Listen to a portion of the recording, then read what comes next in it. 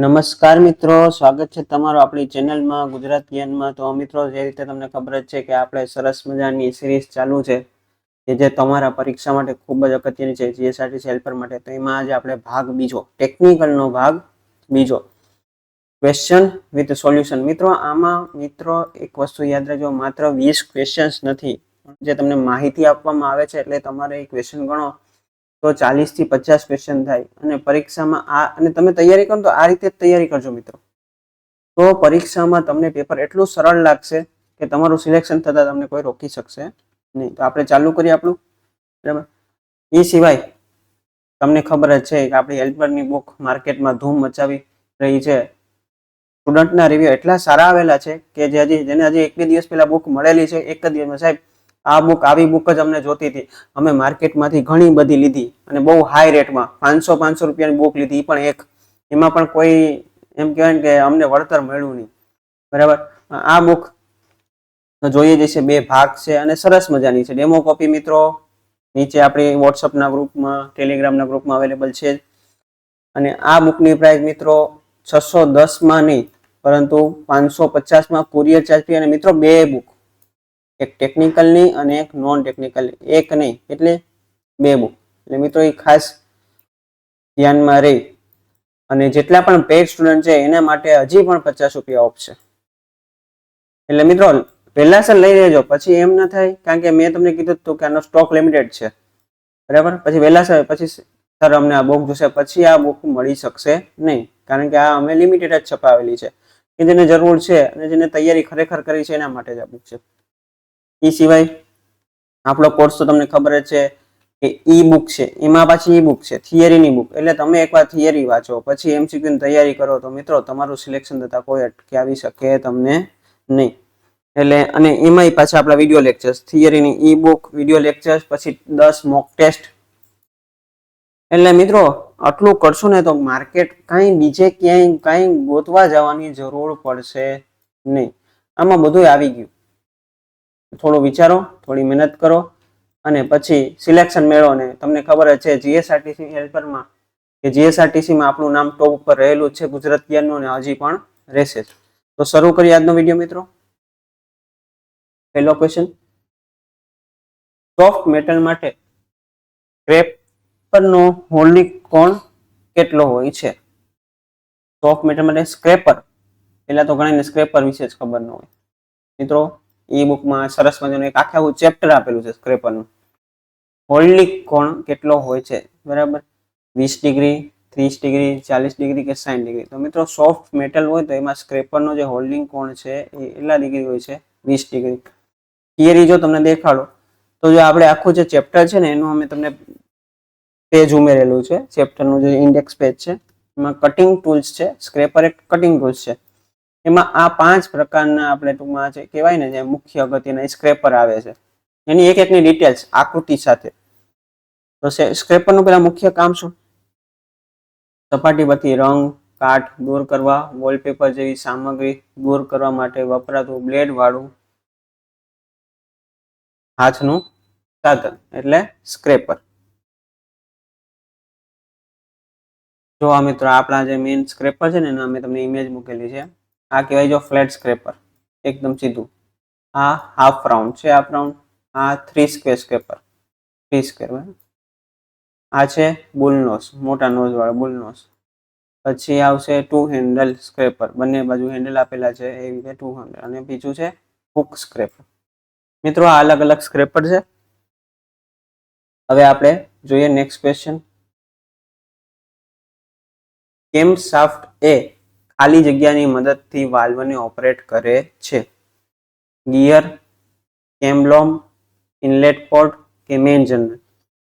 તો મિત્રો જે કેમ શાફ્ટ છે એ મેઇન જનરલની મદદથી, આપણે ઉતાવળે આમાં ગિયર લખીએ પણ મિત્રો આમાં ગિયર આવશે નહીં, કેમ શાફ્ટ ને ક્રેન્ક શાફ્ટ ગિયર વડે જોડાયેલા હોય, પણ કેમ શાફ્ટ જે વાલ્વને જે ઓપરેટ કરે છે એમાં એનો મેઇન જનરલ દ્વારા ઓપરેટ થાય છે। માહિતી જો મિત્રો, ઇમેજ પણ છે જો, કેમશાફ્ટ એ એન્જિન વાલ્વને સીધી રીતે કે આટલી રીતે ટેપેડ, પુશ રોડ અને રોકર આર્મ્સ વડે મિકેનિઝમ દ્વારા વાલ્વને ખોલ કે બંધ કરે છે।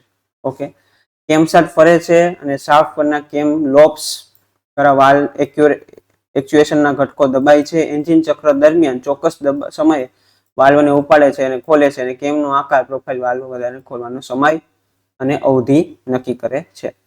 કેમ શાફ્ટમાં મુખ્ય જનરલ એક નળાકાર સપાટીનો ઉલ્લેખ કરે છે જે એન્જિન બ્લોકમાં મુખ્ય બેરિંગ્સ દ્વારા સપોર્ટેડ છે. આ જનરલ કેમશાફ્ટ માટે પરિભ્રમણની ધરીને વ્યાખ્યાયિત કરે છે અને તેને એન્જિનની અંદર ફરવા દે છે. મેં કીધું ને કે મેઇન જનરલ વડે વાલ્વ ઓપરેટ થાય છે. જો મિત્રો આ જો કેમશાફ્ટ બેરિંગ્સ પર્પસ, આ ડ્રાઇવ ગિયર અને કેમશાફ્ટ લોબ્સ એટલે, અને આ ટૂંકમાં તમારું મેઇન જનરલ છે. આ જનરલ બધે એનાથી શું થાય? વાલ્વ ઓપરેટ થાય. મિત્રો આવી રીતે તૈયારી કરજો અને આ ઇમેજ તમને ક્યારેય નહીં ભૂલાય. કેમ લોબ્સ, કેમશાફ્ટ સાથે શું કનેક્ટર હોય, જનરલ સાથે કેમ લોબ્સ હોય, કેમશાફ્ટ લોબ્સ હોય, આવી રીતે તૈયારી કરવાની. ઓટોમોબાઈલ વર્કશોપમાં કયા પ્રકારનો જેક સૌથી વધારે વપરાય છે? જેક તો વપરાતા છે, screw jack, scissor jack, hydraulic jack કે આપેલ તમામ. તો ઓટોમોબાઈલ વર્કશોપમાં કયો જેક વપરાય? તો બધાય જેક વપરાય.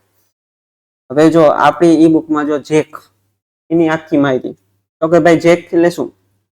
જેકનો ઉપયોગ કાર તથા ટ્રકને ઊંચકવા માટે કરવામાં આવે છે. તેના પ્રકાર નીચે મુજબ છે. પહેલા છે લાઇટ વેટ સ્ક્રૂ જેક. હળવા વજનના લિફ્ટિંગ માટે આનો ઉપયોગ થાય છે. મિત્રો આપણે આ બધું છે ને આપણે ઈ બુક છે, આ બીજે ક્યાંયથી લીધેલું નથી, આપણે ઈ બુકમાંથી છે. હવે તમે જોઈ લો કે આપણે કેવી રીતે તમને ઈ બુક બનાવીને મૂકી છે, ઇમેજ સાથે ને થોડું કન્ટેન્ટ ને image. Heavy duty bottle type hydraulic Jack. ભારે વજનના લિફ્ટિંગ માટે તેનો ઉપયોગ થાય છે. તેમાં હાઇડ્રોલિક સિસ્ટમનો ઉપયોગ કરવામાં આવે છે. ટ્રોલી ટાઈપ હાઇડ્રોલિક જેક એટલે આને મિત્રો સીઝર ટાઈપ પણ કહેવાય. તેમાં હાઇડ્રોલિક સિસ્ટમનો ઉપયોગ થાય છે. તેમાં નીચેના ભાગે ટ્રોલી આપેલું છે. ઓકે. અને એક્સેલ સ્ટેન્ડ. જેક દ્વારા ઉંચકવામાં આવેલા વાહનની નીચે કાર્ય કરતા ખૂબ સલામતીથી કામ કરવા માટે તેનો ઉપયોગ સેફ્ટી એક્સેલ સ્ટેન્ડનો ઉપયોગ થાય છે. તો મિત્રો જોયો પ્રશ્ન કે ઓટોમોબાઈલ વર્કશોપમાં કયા પ્રકારની screw jack, scissor jack, hydraulic jack, બરાબર, light weight screw jack, heavy duty, trolley type એટલે સીઝર ટાઈપ અને એક્સેલ સ્ટેન્ડ. નેક્સ્ટ ક્વેશ્ચન,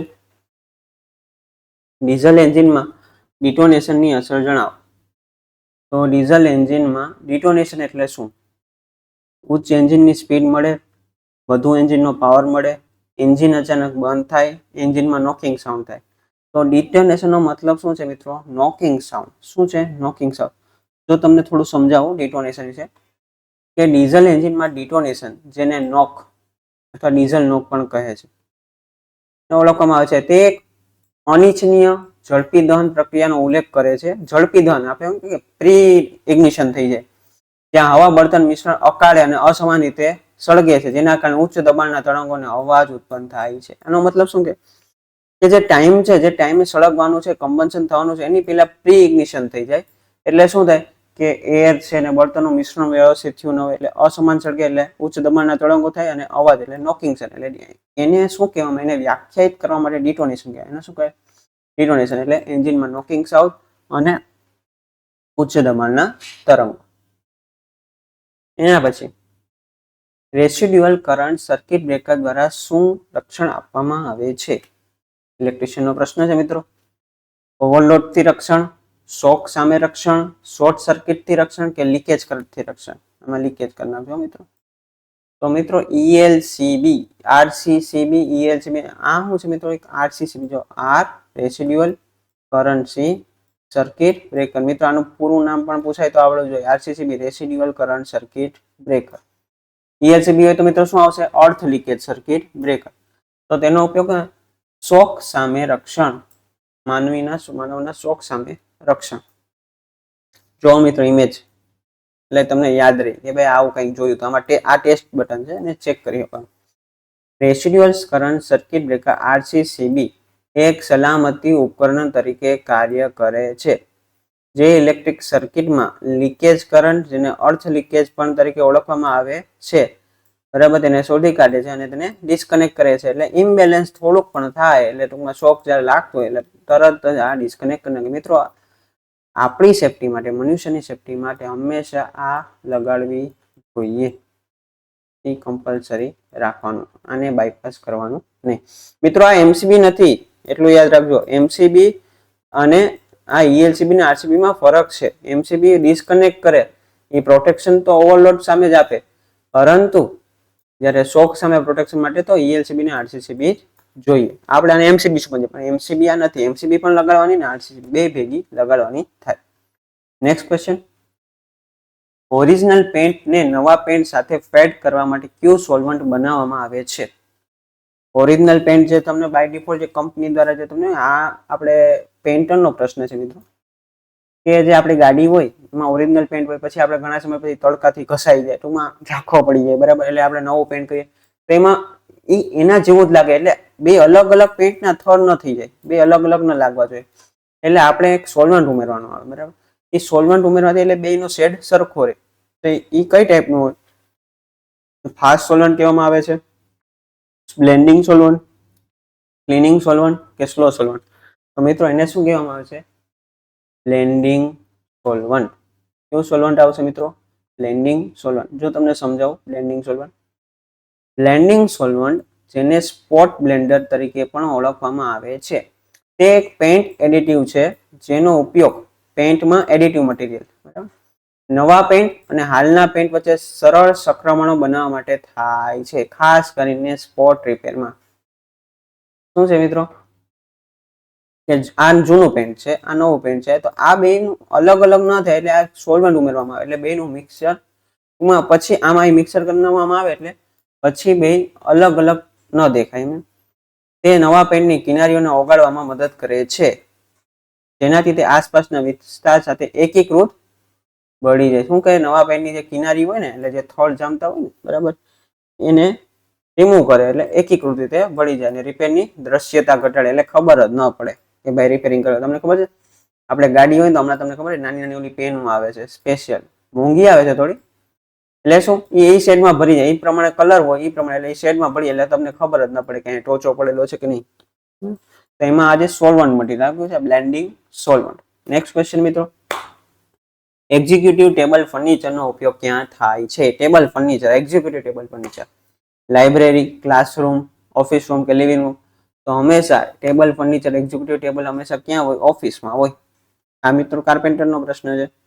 મિત્રો આપણે દરેક ટ્રેડના જે IMP પ્રશ્નો છે ને, જે પરીક્ષામાં પૂછે એવા પ્રશ્નો લીધા, એટલે તમે આટલું કરશો ને તો પણ તમારું સિલેક્શન થઈ જાય. 40 માર્ક તો અસ્તેસ્ત જ આવશે, પણ કદાચ તમે ટોપમાં પણ માર્ક લાવશો. અને બાકી વધારે માટે તો આપણી આ બે બુક જ કામની છે. આ બે બુક ને થિયરીની બુક, આટલું કરો ને એટલે પૂરું, પછી ક્યાંય જવું પડે નહીં. તો આ office table, executive table furniture. Next question, ગરમ કરતી વખતે પાવડર અને બાષ્પીભવનના સ્વરૂપમાં સોલ્ડરિંગ માટે ઉપયોગમાં લેવાતા ફ્લક્સ કયો છે? બરાબર, પાવડર અને બાષ્પીભવનના સ્વરૂપમાં જે ફ્લક્સ સોલ્ડરિંગ કરવા માટે જે ફ્લક્સ ઉપયોગમાં લેવામાં આવે છે તે નીચેનામાંથી કયું છે? તો કે ભાઈ resin, zinc chloride, hydrochloric acid, ammonium chloride? તો મિત્રો એમાં શું આવશે? એમોનિયમ ક્લોરાઇડ, જે પાવડર અથવા બાષ્પીભવનના સ્વરૂપમાં ઉપયોગમાં આવે છે સોલ્ડરિંગના પ્રોસેસમાં. જોઈએ આપણે. જો મિત્રો આ એમોનિયમ ક્લોરાઇડ છે, આ ઝિંક છે એક્સ્ટ્રા. જો આ મિત્રો મીઠા જેવું છે, એકદમ ટૂંકમાં બારીક પાવડર જેવું. એમોનિયમ ક્લોરાઇડ મિત્રો આ અણુસૂત્ર યાદ રાખજો, NH4Cl. એ સફેદ સ્ફટિકીય મીઠું છે જેનો ઉપયોગ ધાતુકામમાં પ્રવાહ તરીકે થાય છે, ખાસ કરીને સોલ્ડરિંગ, વેલ્ડિંગ અને ગેલ્વેનાઇઝિંગ માટે. મિત્રો યાદ રાખજો, પાવડર અને બાષ્પીભવનના સ્વરૂપમાં જે સોલ્ડરિંગ જે વપરાય છે એ કયો છે? સોલ્ડરિંગ માટે જે ફ્લક્સ જે વપરાય છે એ ફ્લક્સ છે એમોનિયમ ક્લોરાઇડ, NH4Cl. તે હવે તમને હવે આ શું આપ્યું છે? આ જે ફ્લક્સ છે એનો ઉપયોગ છે તે ઓક્સાઇડ અને અન્ય શુદ્ધિઓ સાથે પ્રતિક્રિયા આપીને ધાતુની સપાટીને સાફ કરવામાં મદદ કરે છે, જેનાથી સોલ્ડરનો પ્રવાહ અને સંલગ્નતા વધુ સારી થાય છે. નેક્સ્ટ ક્વેશ્ચન, જો ગરમ સ્ટીલને ધીમે ધીમે ઠંડુ કરવામાં આવે તો જૂનું બંધારણ જાળવી રાખે છે અને તેમાં બારીક કણો હોય છે જે સરળતાથી મશીનિંગને યોગ્ય બનાવે છે. તે પ્રક્રિયા કઈ છે? સ્ટીલની વાત છે મિત્રો, કે ગરમ જે સ્ટીલ હોય ને એને ધીમે ધીમે પેલા ગરમ કરવામાં આવે, પછી ધીમે ધીમે ઠંડુ પાડવામાં આવે, જેનાથી એનું બંધારણ જાળવી રાખે, તેમાં બારીક કણો હોય એને સરળતાથી મશીનિંગ યોગ્ય બનાવે. એ જે સ્ટીલની જે પ્રોસેસ છે, પ્રોસેસનું નામ શું છે? કે હાર્ડનિંગ, એનેલિંગ, ટેમ્પરિંગ કે નોર્મલાઇઝિંગ? તો મિત્રો એ જે પ્રોસેસ છે ને એનેલિંગ કહેવામાં આવે છે. જો સમજાવું, સ્ટીલની એનેલિંગ એ એક ગરમીની સારવાર પ્રક્રિયા છે તેનો ઉપયોગ ધાતુને નરમ કરવા માટે, આંતરિક તાણ દૂર કરવા માટે અને તેની નરમાઈ અને ક્ષમતા સુધારવા માટે કરવામાં આવે છે. તેમાં સ્ટીલને ચોક્કસ તાપમાને ગરમ કરવા, તેને ચોક્કસ સમય માટે પકડી રાખવા અને પછી તેને નિયંત્રિત કરી અને પછી ઠંડુ કરવામાં આવે છે.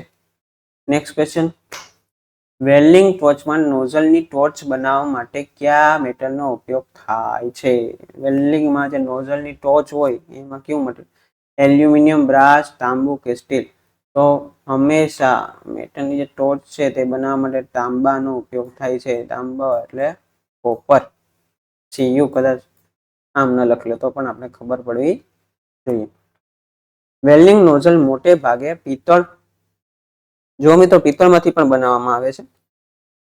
પિત્તળ અને અથવા તાંબામાંથી બનાવવામાં આવે છે, પણ પિત્તળનો ઉપયોગ જ્યારે ઓછા એમ્પિયરેજ વાળા ઉપયોગ હોય ત્યારે પિત્તળની નોઝલ પસંદ કરવામાં આવે છે.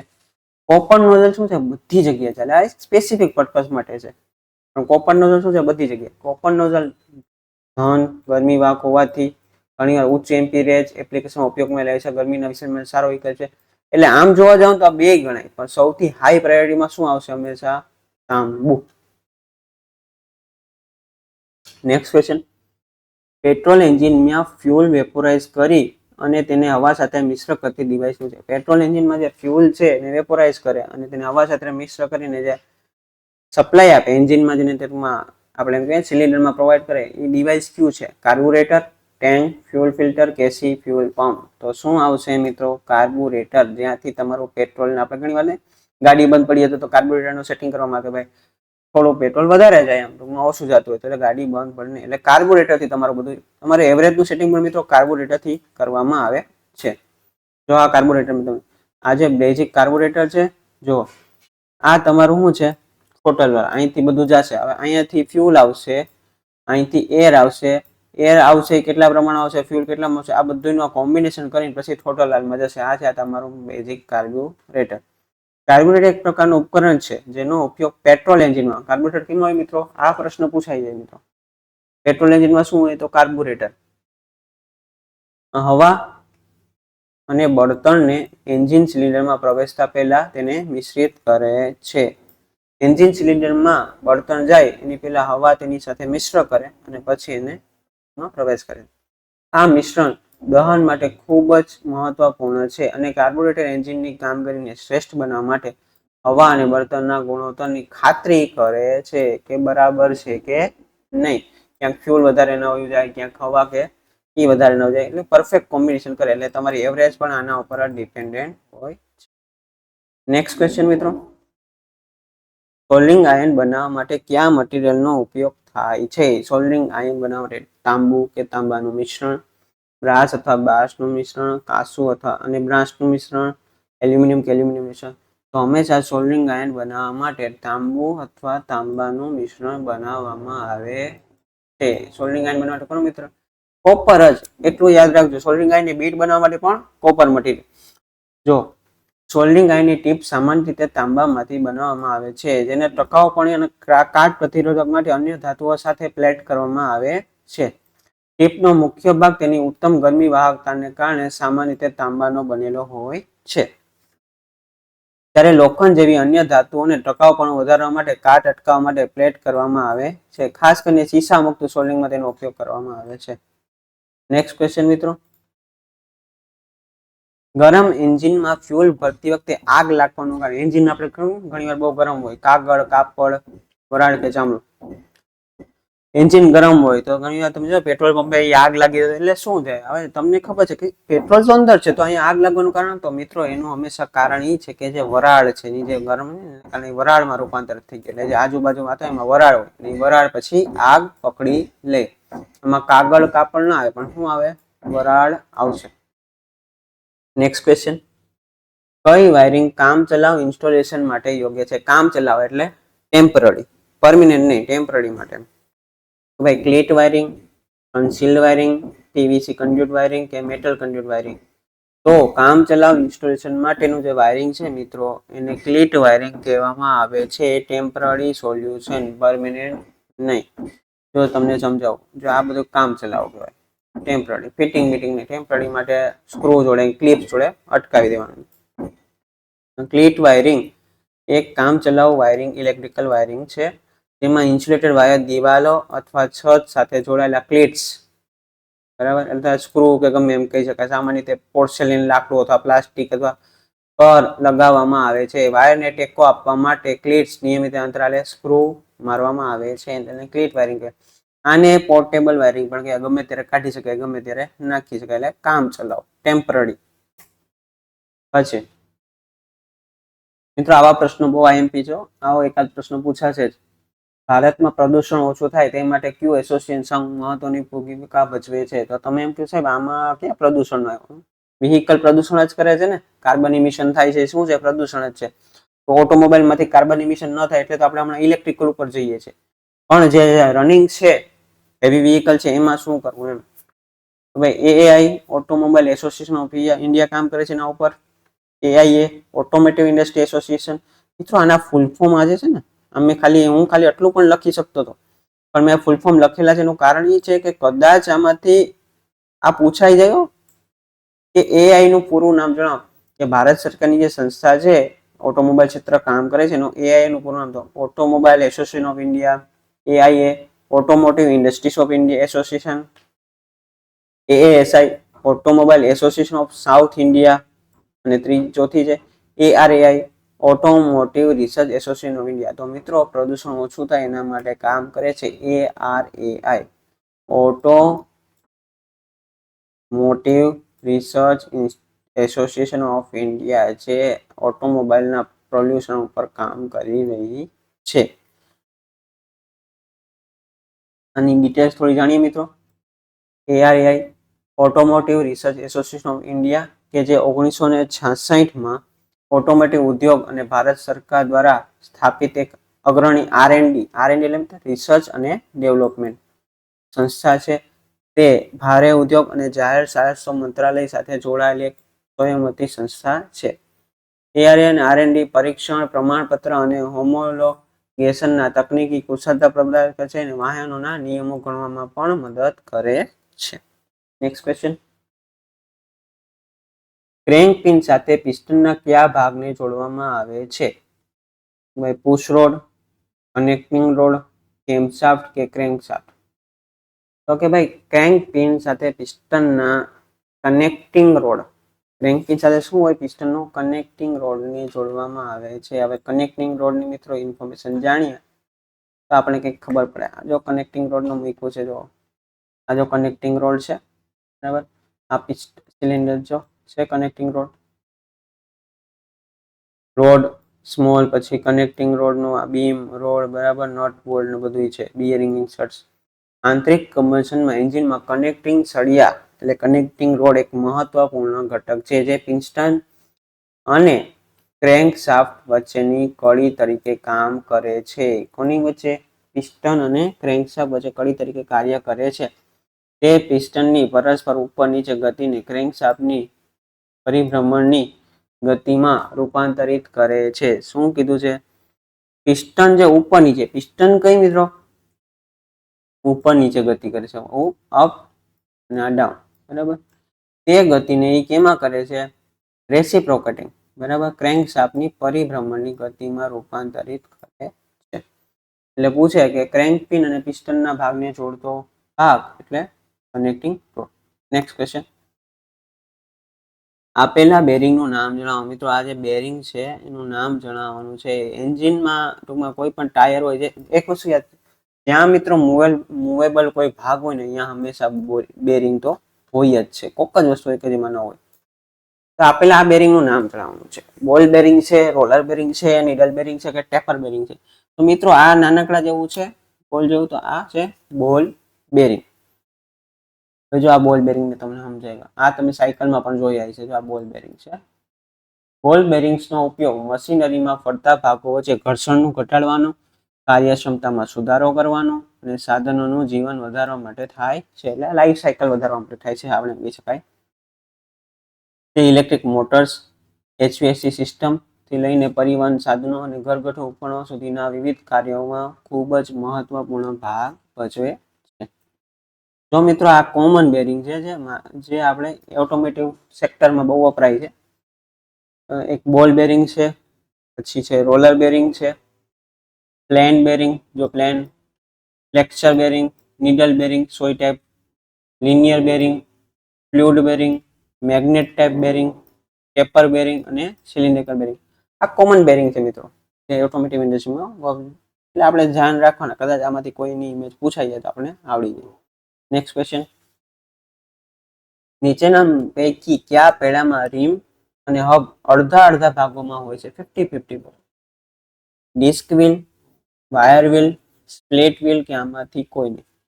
તો મિત્રો સ્પ્લિટ વ્હીલમાં શું હોય કે જે રીમ અને હબ અડધા ભાગોમાં હોય. હેવી વ્હીકલ હોય ને મિત્રો, જેમ કે ખટારા છે, એમાં આ ટાઈપના સ્પ્લિટ વ્હીલ જોવા મળે છે. જો તમને દેખાડો તમે આઈડિયા આવી જાય.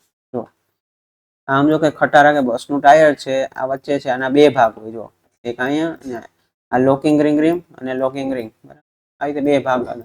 સ્પ્લિટ વ્હીલ કે જેને મલ્ટી પીસ વ્હીલ પણ કહેવામાં આવે છે અથવા સ્પ્લિટ રિમ તરીકે પણ ઓળખવામાં આવે છે. તે એક પ્રકારનું વ્હીલ એસેમ્બલી છે જે બહુવિધ ટુકડાઓથી બનેલું હોય છે. સામાન્ય રીતે બે ભાગ જે એક સાથે બોલ્ટ અથવા લોક થયેલા હોય છે. આ વ્હીલ સામાન્ય રીતે ટ્રક, ટ્રેક્ટર, ફોર્કલિફ્ટ જેવા મોટા વાહનો માટે ઉપયોગમાં લેવામાં આવે છે. એમાં શું હોય કે રીમ અને હબ 50-50 અડધા ભાગમાં ડિવાઇડેડ થયેલા હોય છે. નેક્સ્ટ ક્વેશ્ચન મિત્રો, FRL નું પૂરું નામ જણાવો.